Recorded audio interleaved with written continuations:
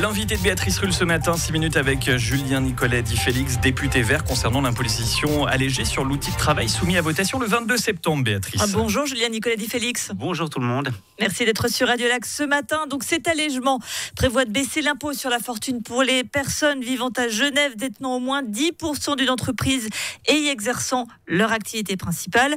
Vous êtes opposé à cette mesure, vous êtes donc opposé à soutenir tous ces petits patrons qui fondissent de l'emploi à Genève. C'est exactement le contraire. On est opposé à cette mesure parce qu'elle manque magistralement sa cible. Alors, désolé, c'est un peu technique pour un lundi matin, mais voilà, on nous vend une imposition allégée pour des gens pour des petits entrepreneurs, des artisans, des gens qui utilisent des clés à molette, des trousses à outils.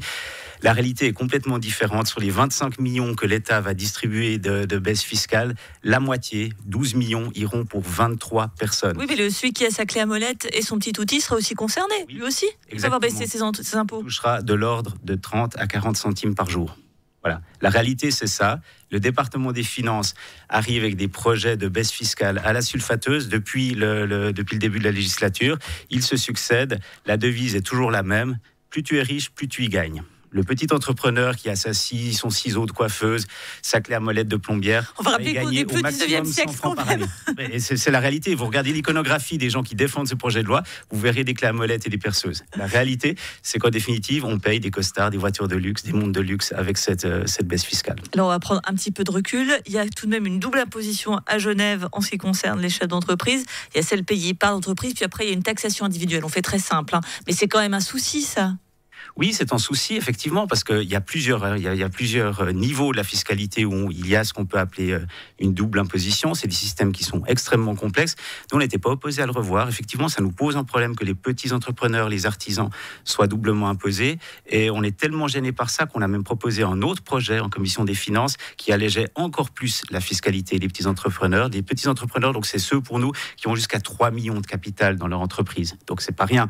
Et ceux-là, avec le projet qu'on a déposé, voyaient leur impôt encore abaissé. Simplement, on plafonnait à partir de 30 millions. Vous imaginez 30 millions de capital personnel dans une entreprise, c'est gigantesque. Vous savez ce que la droite en a pensé ?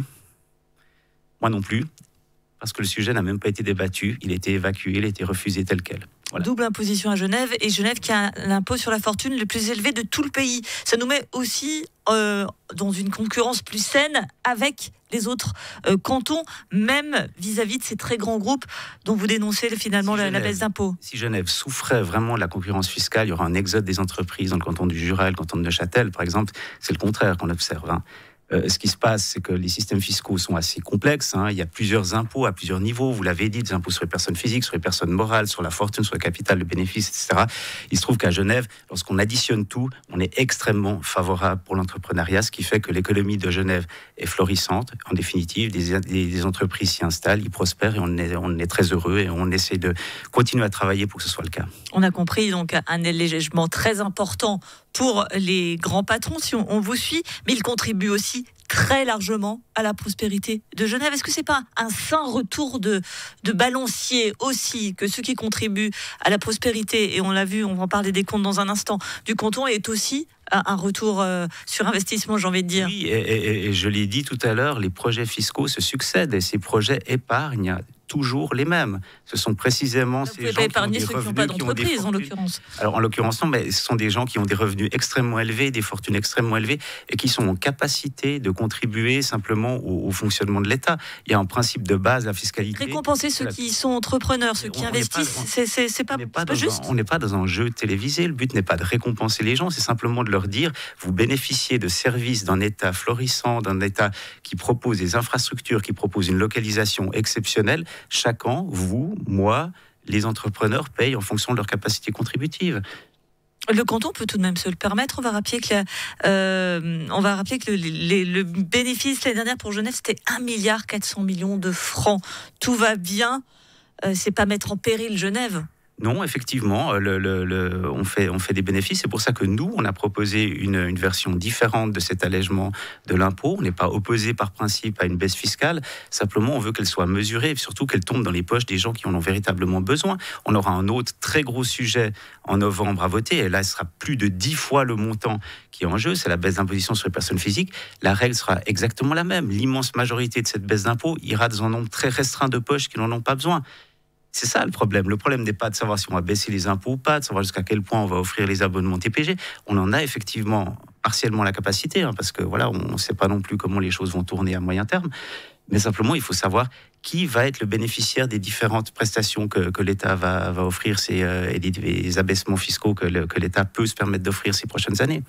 Justement, on va terminer par ça. Finalement, cette baisse d'impôts pour les entreprises à venir, peut-être pour la classe moyenne, alors on a compris que tout le monde n'a pas la conception de moyens, c'est finalement la mise en œuvre de la promesse du Conseil d'État d'il y a 1 an et demi, c'était la baisse des impôts, c'est tout simplement l'application d'un programme sur lequel les Genevois ont voté et ont dit oui. Oui, alors tout à fait. Et effectivement, on voit qu'il y a une volonté d'aller extrêmement vite de la part du Conseil d'État et de la majorité actuelle.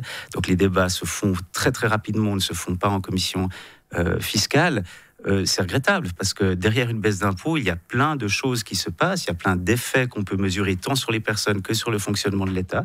Et on estime qu'il y a une précipitation qui est coupable. Et nous, on veut bien entrer en matière pour des baisses d'impôts, mais il faut les réfléchir, il faut voir quels seraient les effets à court, à moyen terme. Merci beaucoup Julien Nicolette, dit Félix, député Vert, et on aura compris, donc opposé à cet allègement de l'imposition sur l'outil de travail. Merci beaucoup.